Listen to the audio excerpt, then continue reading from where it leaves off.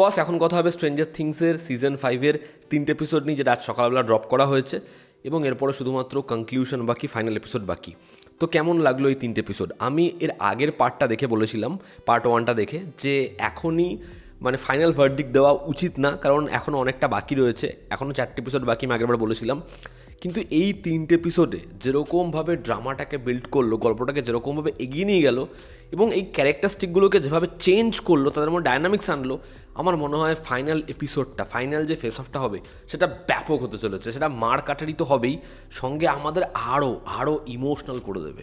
তার কারণ এই 3টে এপিসোডে যেভাবে গল্পটা গেছে না, চরিত্রগুলোর মধ্যে দূরত্ব, এদের হারিয়ে যাওয়ার যে ভয়, সেটা আমাদেরকে যেভাবে দেখিয়েছে, ব্যাপক ওয়ার্ক করেছে, দারুণ ওয়ার্ক করেছে। আমি 3টে এপিসোড যেভাবে এনজয় করলাম, এবং 3 ঘন্টার বেশি সময় লাগবে তোমার 3টে এপিসোড দেখতে, কিন্তু তুমি কোথাও বোর হবে না। যেরকম এঙ্গেজিং, যেরকম শার্প বানিয়েছে, এবং এতটা ড্রামায় সময় দেওয়া সত্ত্বেও ডাস্টিন এবং স্টিভ তাদের মধ্যে যে সিকোয়েন্সটা রয়েছে, ওটা যেরকমভাবে ডিজাইন করা, মানে ওটা আসে তার আগে না আমরা বুঝতে পারি যে ডাস্টিনের মধ্যে কিন্তু একটু পরিবর্তন এসেছে এবং স্টিভ, এদের মধ্যে দূরত্ব তৈরি হচ্ছে। এবার সেই দূরত্বটা দেখতে আমাদের আগের পার্টে মজাই লাগছিল, কিন্তু এখানে যেটা হবে সেটা তুমি মস্তি পাবে। বা একইভাবে জনাথন এবং ন্যান্সির মধ্যে যে পোর্শনটা দারুণ, ওই দুটো জায়গা তোমার হেভি লাগবে। ঠিক একইভাবে এল এবং কালির যে জায়গাটা, ওই জায়গাটাও অতটাই ইম্পর্টেন্ট, এবং সবথেকে ব্যাপক সিকোয়েন্স হচ্ছে উইলের ওই যে কনভারসেশনের পোর্শনটা, ওটা তোমাকে ইমোশনাল করে দেবেই। আমি দেখছিলাম আগেরবার অনেকে সেটা নিয়ে কমপ্লেন ছিল, তোমরা দেখো, তোমাদের ভালো না লাগলে বলো। এবং আমি আগের পার্টে বলছিলাম যে আরেকটু সময় ম্যাক্সকে দেওয়া উচিত ছিল। তোমরা খালি 3টে এপিসোড দেখো, খুশি হয়ে যাবে। ম্যাক্সের জন্য তোমরা যা চিয়ার আপ করবে, তোমাদের দারুণ লাগবেই।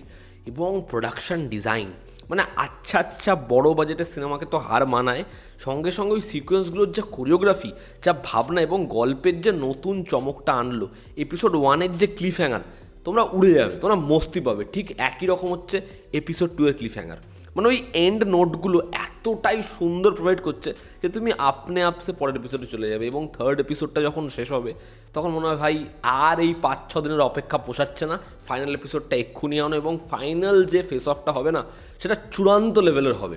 যেভাবে ওটাকে বিল্ড করলো, ওটার জন্য জায়গা ছাড়লো। এবার এই যে 3টে এপিসোড, এখানে অ্যাকশনটা একটু কম রয়েছে, কিন্তু এতে না খুব বেশি আপত্তি থাকবে না। তার কারণ হচ্ছে এখানে না গল্পটা অনেক কিছু সার্ভ করছে। সেখানে যেমন ইমোশনটা একটা ব্যাকবোন, প্রত্যেকটা চরিত্রকে ব্যাপকভাবে আবার এস্টাবলিশ করে দেয়। দেখো আগের পার্টে গল্পটা কীরকম ছিল, যে 3-4টে দলে বিভক্ত হয়ে এরা এগোচ্ছে প্রত্যেকের ইন্ডিভিজুয়াল মিশনে, কিন্তু সেটা একসাথে অ্যালাইন হবে। এবার এখানে যেহেতু অ্যাসেম্বলটা হয়ে গেল, অ্যালাইন হয়ে গেল, এবার যে মজাটা সেটা আরও বেশি। আগের এপিসোডগুলোতে যেটা বোঝাতে চাইছিল, এই যে নিজেকে একসেপ্ট করা, সেই একসেপ্ট করা সেটাকে যেরকমভাবে ক্লোজার দিচ্ছে না, সেটা খুব ভালো। এই গল্পটার মধ্যে এরকম একটা টাচ থাকবে এবং সেটাকে এভাবে তারা হাইলাইট করছে, ভীষণ ভালো। মানে সেটা কিন্তু প্রত্যেকটা মানুষের পার্সপেক্টিভ দিয়ে, প্রত্যেকের দিক থেকে, যে তার নিজেকে নিয়ে যদি কোনো সংকোচ বোধ থাকে, সেটা তার সবথেকে বেশি দুর্বল জায়গা, সেটা তার সবথেকে বেশি ভয়ের জায়গা। এবার এরকম একটা কাজে এরকম একটা ফেজ রয়েছে, সেটা সত্যি ভাবা যায় না।